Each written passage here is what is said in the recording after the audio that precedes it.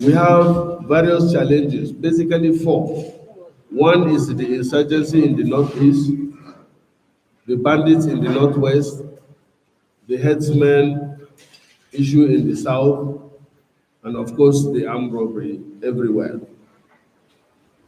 With less than 800,000, what I'm saying, the total number of security personnel in the country, including custom, immigration, police, army, and everything, I have the statistics somewhere, it's not up to 800,000 in a country with a population of 200 million.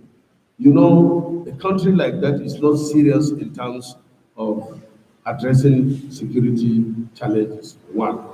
Two, the Nigerian army that are engaged in more than 32 states in this country right now because of the need to address some of the serious security threats are not up to 160,000. All the officials and everything of the Nigerian army are not up to 160,000. Not Nigerian army, armed forces.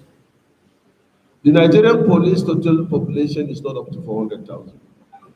In a country where you have security threats here and there and everywhere. So if the government is serious, I have been saying this and I say it at any opportunity like this that I have, that the government should prioritize security. And peace does not come cheap. In a country where we are budgeting 13 trillion in a year as its expenditure, and you are budgeting less than, it's I think 1% of that budget for security, you know we are not serious. Now, the president seemed to have risen to the occasion from his New Year speech where he said he's going to do something about the security.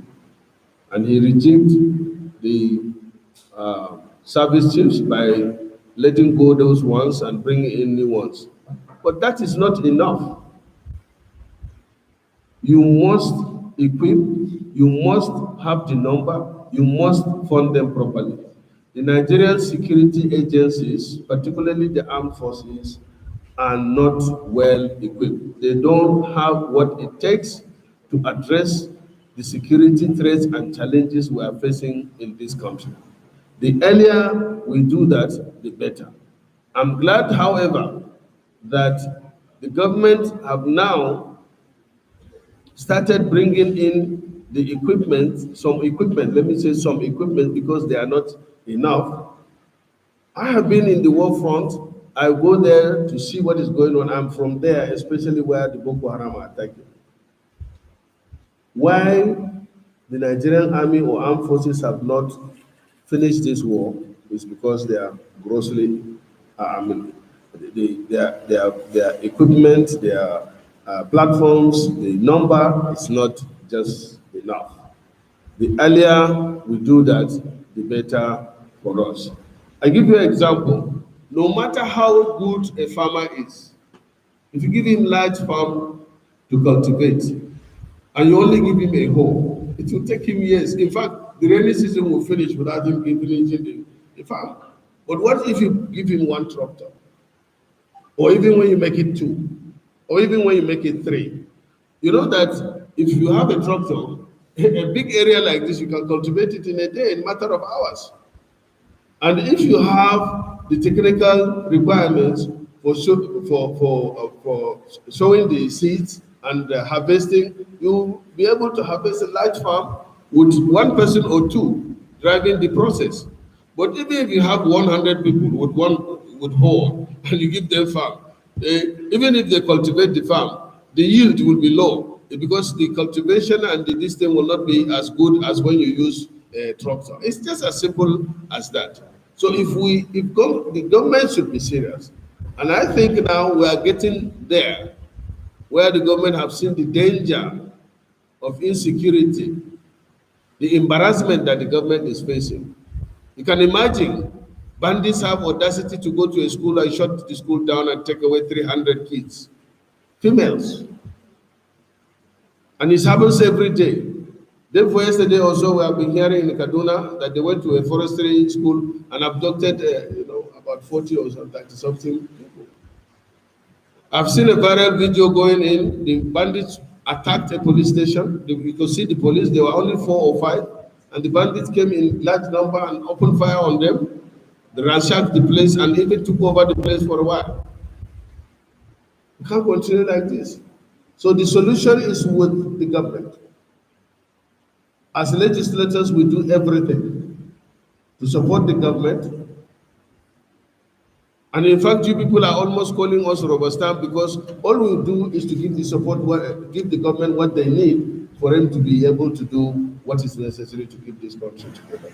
So my answer to your question is that this solution lays with the government's commitment to make sure that the armed forces have what it takes to secure the country.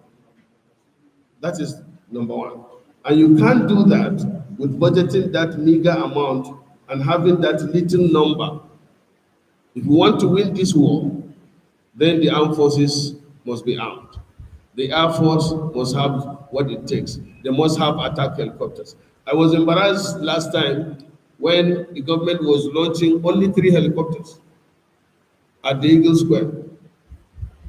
While MEMA, is it MEMA or this country? NEMA. NEMA. MEMA. No, not NEMA. It's this country, Niama. Okay. Yes. Yeah, that's true. At the same time that Nigeria ordered for 3, and Myanmar it's not more than Lagos State. They ordered for 15 attack helicopters. Because you must secure the country first before you call a country. Anyway, what is happening in Nigeria now, gradually, is that government of thugs is growing within government. God forbid, if you want to go to Borno now, you must be aware, or you must be scared, or you must be careful of Boko Haram. If you are going to Southwest, and Sunday is not comfortable with you, be sure you will not get in there. If, we have now Southeast Security Network. They have now given themselves the power to even arrest some people. They went and arrested some people as far as going to Benue. They said these are headsmen that are terrorizing people. I don't know who gave them that power. Gradually, the country is falling apart, and then you have government of some people within the government.